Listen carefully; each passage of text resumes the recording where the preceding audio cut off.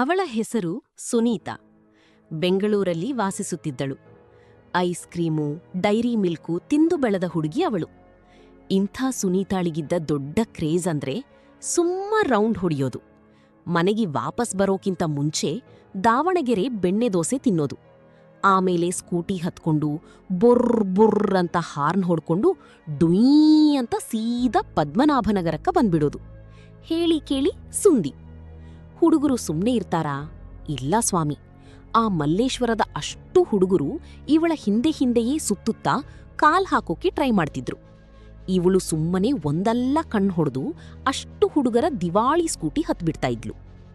ಇಂಥ ಸುಂದೋಪಸುಂದಿಗೆಯೇ ಕಾಲು ಹಾಕಲು ಹೋಗಿ ಗೆದ್ದು ಬಿಟ್ಟ ಭೂಪನ ಹೆಸರು ಸುಧೀರ. ಅದೇ ಮಲ್ಲೇಶ್ವರದ ರಿಜಾಯ್ಸ್ ಥಿಯೇಟರ್ ಇಲ್ವಾ, ಆ ಏರಿಯಾದವನು. ಹುಡುಗ ದೊಡ್ಡ ಸಾಫ್ಟ್ವೇರ್ ಪ್ರಾಡಕ್ಟ್.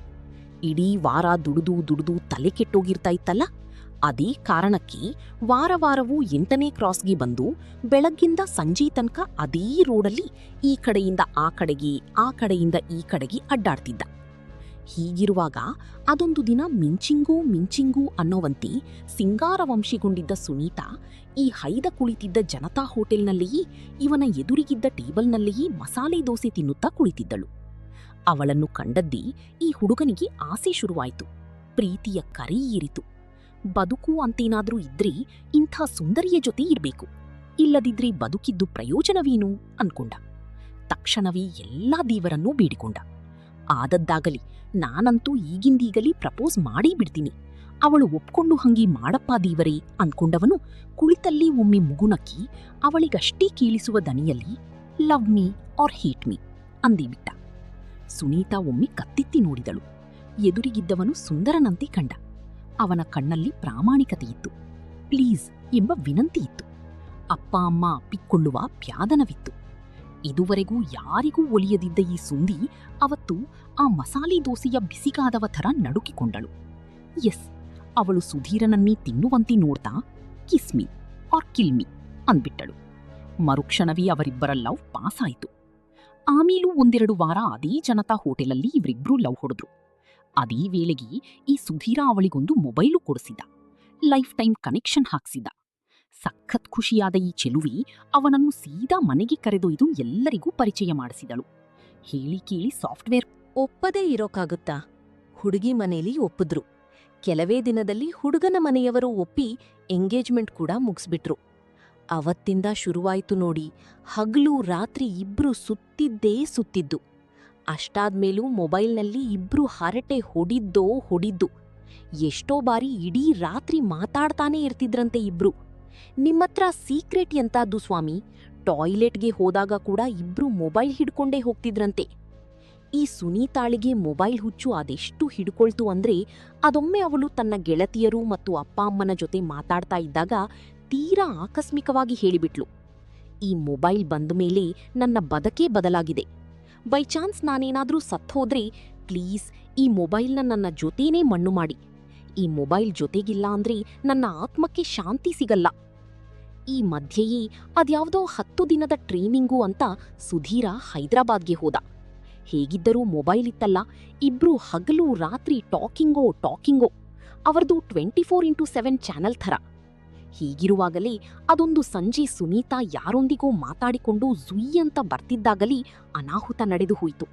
ಸ್ಕೂಟಿ ಸ್ಕಿಡ್ಡಾಗಿ ಸುಂದರಾಂಗಿ ಸುನೀತಾ ಕಥೆಯಾಗಿ ಹೋದಳು. ಬನಶಂಕರಿಯ ಸ್ಮಶಾನಕ್ಕೆ ಅವಳ ಶವ ಸಾಗಿಸುವಾಗ ಒಂದು ತಮಾಷೆ ನಡೆಯಿತು.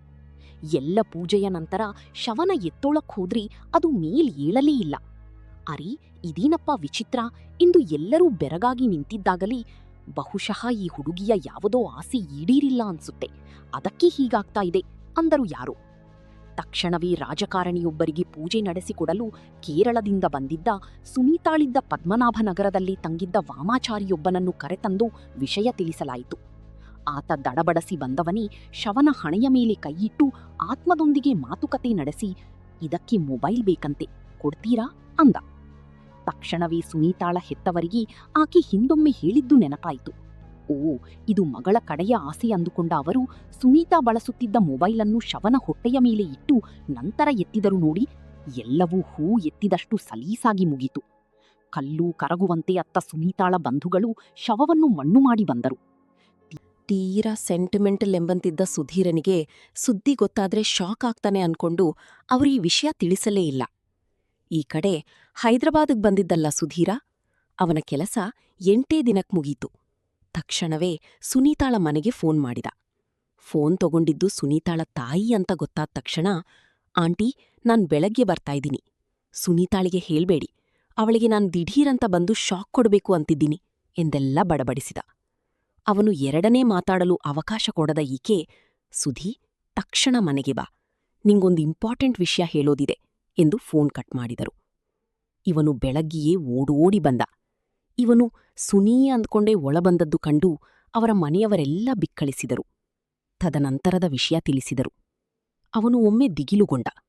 ಮರುಕ್ಷಣವೇ ಜೋರಾಗಿ ನಕ್ಕು, ಹಿಂಗೆಲ್ಲ ಆಟ ಆಡ್ಸೋಕ್ ಬರ್ಬೇಡಿ, ಮೊದಲು ಅವಳನ್ನು ಕರೀರಿ ಎಂದ. ಇವರು ಮತ್ತೆ ವಿವರಿಸಿದರು. ಅವನಿಗೆ ನಂಬಿಕೆ ಬರಲಿಲ್ಲ. ಕಡೆಗೆ ವಿಧಿಯಿಲ್ಲದೆ ಮಣ್ಣಕಟ್ಟೆ ತೋರಿಸಿದರು. ಆಗ ನಂಬಲಾರದೆ ನಂಬಿದ ಸುಧೀರ ಕಣ್ಣೀರು ನೀರಾದ ಧ್ವನಿಯಲ್ಲಿ ಹೇಳಿದ, ನೋ, ನಾನಿದನ್ನೆಲ್ಲ ನಂಬಲಾರೆ. ಕಳೆದ 1 ವಾರದಿಂದಲೂ ಸುನೀತಾ ನನ್ಗೆ ಫೋನ್ ಮಾಡ್ತಾನೇ ಇದ್ದಾಳೆ. ನಾನೂ ಅವಳಿಗೆ ಫೋನ್ ಮಾಡ್ತಿದ್ದೀನಿ. ನಿನ್ನೆ ರಾತ್ರಿ ಕೂಡ ಅವಳೊಂದಿಗೆ ಮಾತಾಡಿದೆ. ಬೇಕಿದ್ರೆ ಸಾಕ್ಷಿ ತೋರಿಸ್ತೀನಿ ಎಂದವನೇ ತನ್ನ ಮೊಬೈಲ್ ತೆಗೆದು ತೋರಿಸಿದ. ಮನೆಮಂದಿಯೆಲ್ಲ ಬೆಕ್ಕಸ ಬೆರಗಾಗಿ ನೋಡುತ್ತಿದ್ದಾಗಲೇ ಸುಧೀರನ ಮೊಬೈಲು ರಿಂಗಾಯಿತು. ಮೊಬೈಲ್ ಪರದೆಯ ಮೇಲೆ ಸುನೀತಾ ಕಾಲಿಂಗ್ ಎಂಬ ಅಕ್ಷರಮಾಲೆ. ಅದನ್ನು ಎಲ್ಲರಿಗೂ ತೋರಿಸಿದ ಸುಧೀರ ತಕ್ಷಣವೇ ತನ್ನ ಮೊಬೈಲ್ನ ಲೌಡ್ ಸ್ಪೀಕರ್ ಆನ್ ಮಾಡಿ ಸುನೀತಾಳೊಂದಿಗೆ ಮಾತಿಗೆ ಶುರುವಿಟ್ಟ. ಹೌದು, ಅದೇ ಸುನೀತಾಳ ದನಿ, ಅದೇ ಸ್ಪೀಡು, ಅದೇ ಮಾತುಕತೆ, ಅದೇ ಹಳೆಯ ತಾಜಾ ಪ್ರೀತಿಯ ಒಗರಣೆ. ಆ ಮಾತುಗಳನ್ನೇ ಕೇಳುತ್ತ ನಿಂತವರಿಗೆ ಬೆವರಿ ಬಂದಂತಾಯಿತು. ಶಿವ, ಸತ್ತು ಹೋದವಳು ಮಾತಾಡಲು ಸಾಧ್ಯವೇ ಎಂದು ಮತ್ತೆ ಮತ್ತೆ ಯೋಚಿಸಿದ ಅವರೆಲ್ಲ ಕಡೆಯದಾಗಿ ಮತ್ತೆ ಕೇರಳದ ವಾಮಾಚಾರಿಯನ್ನೇ ಕರೆಸಿ, ಏನಪ್ಪಾ ಇದೆಲ್ಲ, ಒಂದಿಷ್ಟು ಪರಿಹಾರ ಹೇಳು ಅಂದರು. ಅವನು ಮತ್ತೆ ಆತ್ಮದ ಜೊತೆ ಸಂಭಾಷಣೆ ನಡೆಸಿ ಹೀಗೆ ಘೋಷಿಸಿದ, ಹೌದು, ಆತ್ಮಕ್ಕೆ ಸಾವಿಲ್ಲ. ನಿಜವಾದ ಪ್ರೀತಿ ಎಂದೆಂದೂ ಅದು ಅಮರ, ಅಮರ, ಅಮರ.